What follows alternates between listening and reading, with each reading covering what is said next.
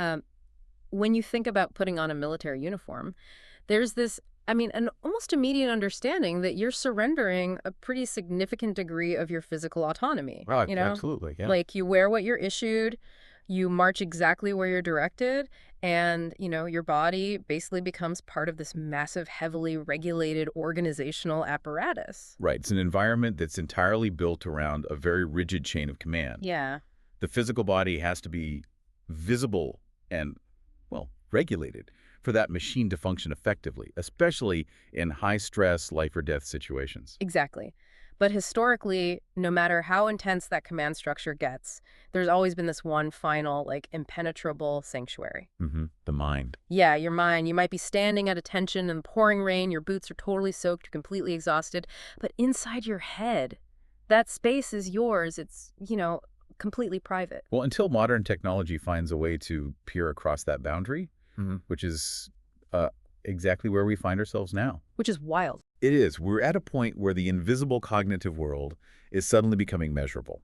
And, that brings us to the sources we're exploring today for you all, specifically this really high-stakes ethics manual from Rotgans Research Pete, LTD. Right. They've laid out the framework for using fNIRS, which is this advanced brain measuring technology within the military. So the mission for this deep dive is to tackle a really profound modern dilemma. Like, how does a highly hierarchical organization, one built on giving and following orders, measure the brain activity of its personnel without, turning into an absolute dystopian nightmare? Yeah, that's the big question. We're looking at how you actually protect the mind when the body is already in uniform. And I have to say, I'm just genuinely so excited to dig into this intersection of cutting-edge neuroscience and workplace ethics. I mean, it's a fascinating area, but it's an incredibly complex needle to thread, ethically speaking. I can imagine. The manual anchors its approach on these foundational pillars of international research ethics. So we're talking about frameworks like the Declaration of Helsinki, the CIMS guidelines, and the Belmont Report. Okay. And just to give some context for you listening, these were designed in the wake of historical medical abuses to establish really ironclad rules for civilian medical research. Right, to guarantee baseline human rights like voluntary consent and avoiding harm. Exactly. But I mean, those were designed for civilian hospitals and university labs, right? Taking those civilian-centric rules and trying to apply them to an active duty soldier. I mean, that feels like trying to fit a square peg in a round hole. It really does. Because a civilian can just walk out of a lab. A soldier can't just walk off a military base. No, they cannot. And that tension is exactly why this manual exists in the first place. It forces a complete rethinking of how an organization handles data, privacy, and consent when the subjects are literally legally bound to follow orders. Right. Okay, let's unpack this, because to really grasp how they untangle that ethical knot, we have to look closely at what is actually being measured. And there is this massive sci-fi myth that we need to dispel right out of the gate. When people hear military brain scanning, the immediate image is like a dark interrogation room where a machine is forcibly downloading a soldier's deepest secrets. Oh, yeah. The mind-reading myth is probably the most persistent fear surrounding neurotechnology today.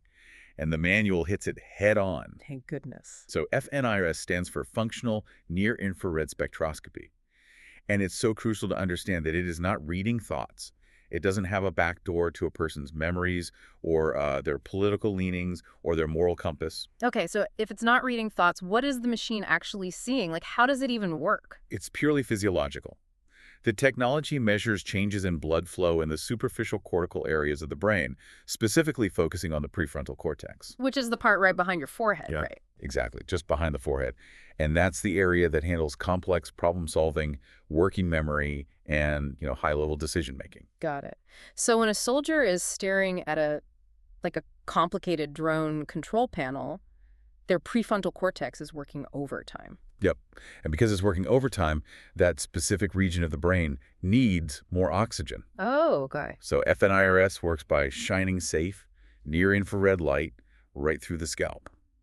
Hemoglobin, which is the protein in your blood that carries oxygen, it actually absorbs that light differently depending on whether it's currently carrying oxygen or not. Wait, really? Just with light? Just with light. Yeah. By measuring how much light bounces back, the sensors can calculate the exact ratio of oxygenated to deoxygenated blood in real time. Wow. Okay, let me see if I'm tracking this. So it's less like a telepath reading your diary and more like a mechanic hooking a diagnostic tool up to a car's engine to watch the RPMs. Oh, I love that. Like it tells you how hard the engine is working, but it doesn't tell you where the car actually wants to drive. That's a perfect analogy, actually. It's a physiological measurement of cognitive load. Right. And to be fair, we're actually already very comfortable with this kind of tracking in the civilian world. Harvey. Sure. Think about a smartwatch. You strap it on your wrist, and it uses light sensors against your skin to track your heart rate variability or your blood oxygen saturation while you sleep. Oh, right. Of course. fNIRS is applying that same basic mechanical principle, but just to the brain's engine.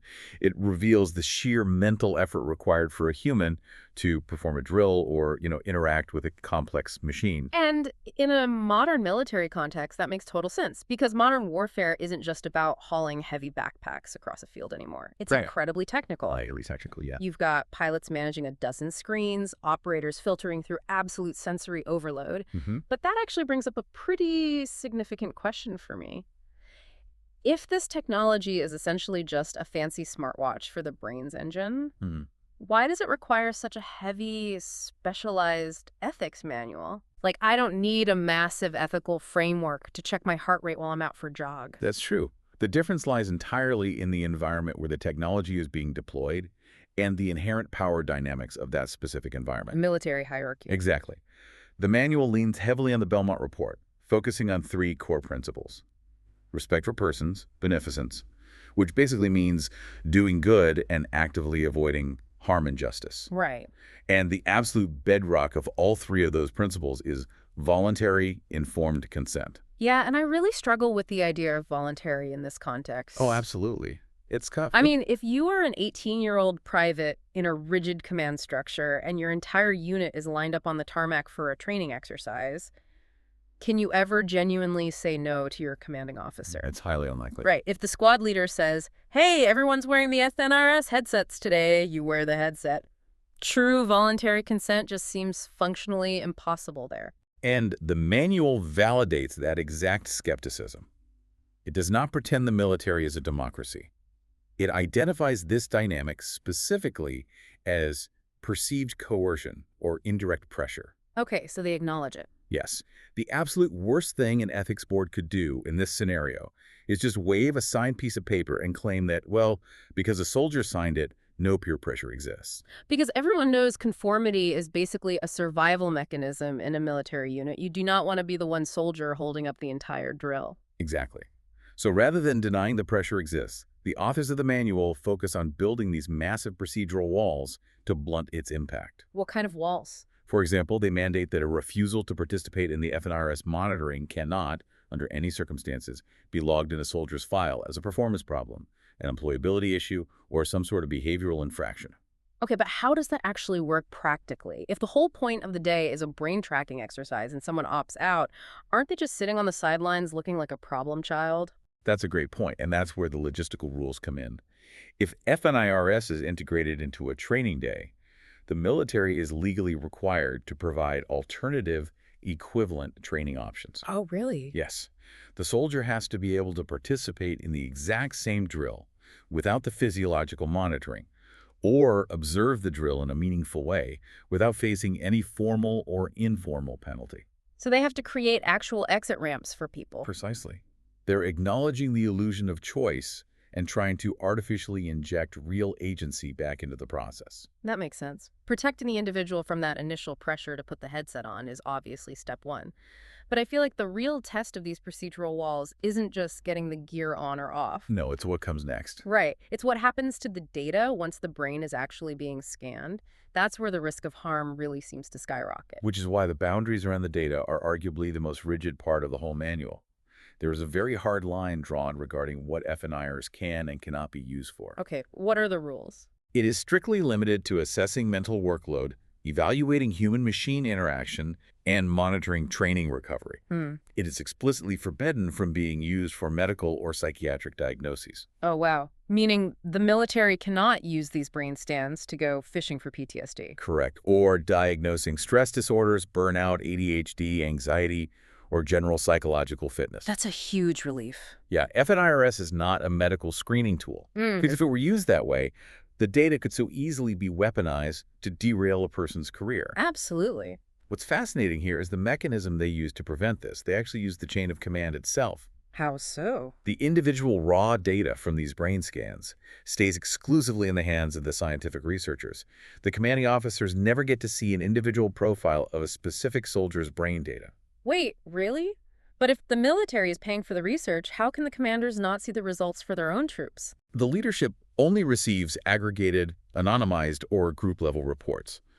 So, a commander might get a briefing that says, hey, during the new drone targeting simulation, 40% of your operators experience severe cognitive overload. Right. But the commander will never be told whether Private Smith or Sergeant Jones was in that 40%. Oh, here's where it gets really interesting.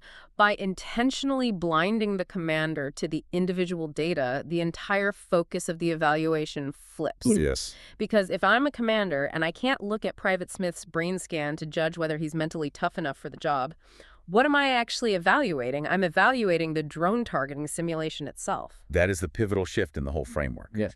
The manual explicitly states that the primary research question is never, is this soldier good or bad? Right. The question is always, which parts of this task cause elevated cognitive load, and how can we improve the training, the environment, or the equipment?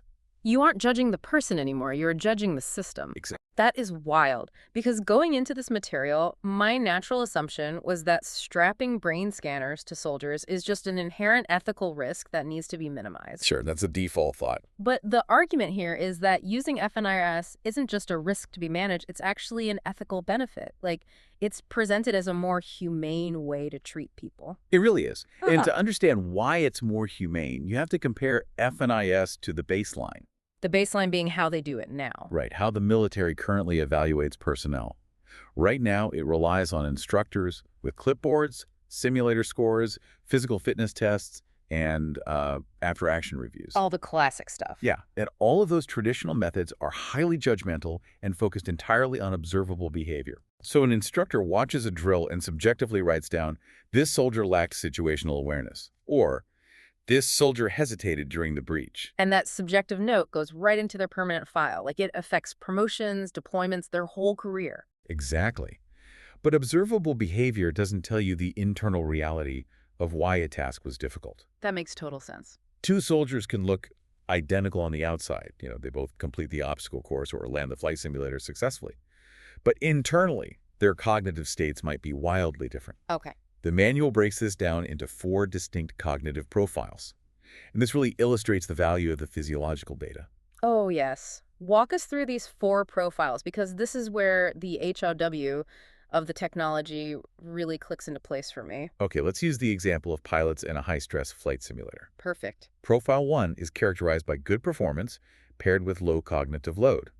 This pilot flies the mission perfectly, and the fNIRS data shows very little blood flow shifting in the prefrontal cortex. Because they've basically mastered it, right? It's muscle memory. The brain isn't struggling to figure out which button to press. It's all automated. Precisely. Now contrast that with Profile 2. This pilot also shows good performance, but the fNIRS data reveals an extremely high cognitive load. Oh, interesting. On the instructor's clipboard, this pilot gets an A+. They hit every target. The instructor thinks they're an absolute rock star. Right. But the brain scan tells a completely different story. They are redlining the engine just to keep up. Yes, they're secretly maxed out. They have 0 cognitive reserve left.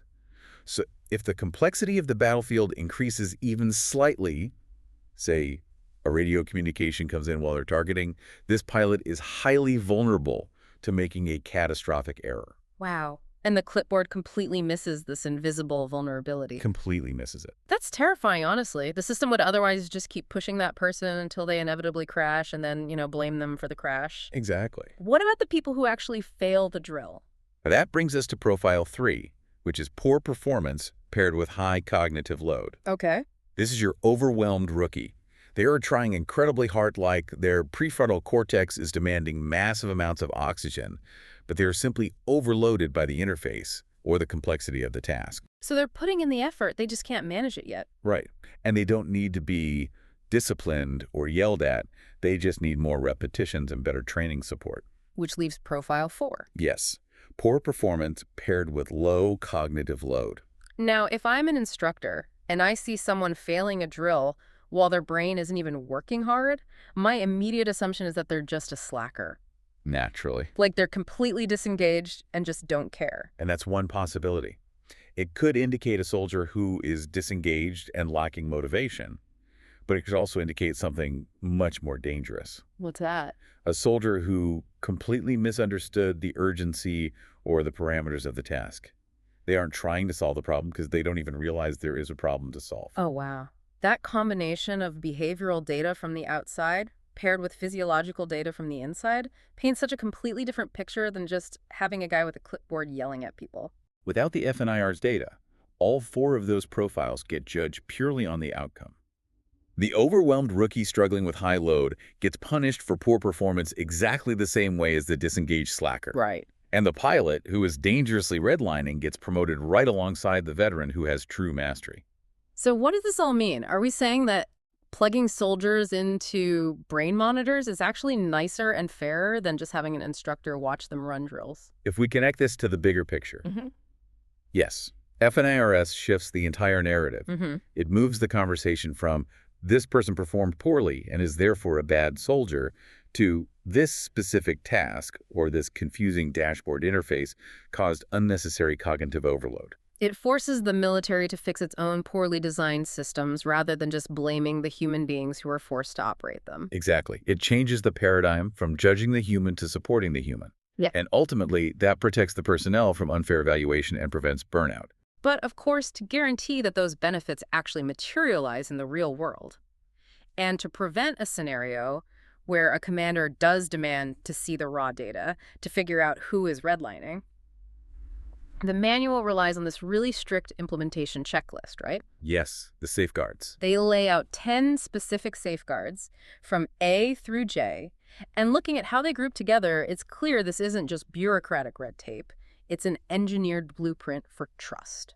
The safeguards are where the theoretical ethics meet the muddy reality of a military base. Right. For instance, the rules around opting out require that there is no public refusal. So you don't raise your hand in front of your platoon to say you won't wear the headset? No, absolutely not. The consent process happens privately between the individual and the scientific researchers. Which completely neutralizes that perceived coercion from the squad leader we talked about earlier. Exactly. The direct chain of command is structurally walled off from the consent process.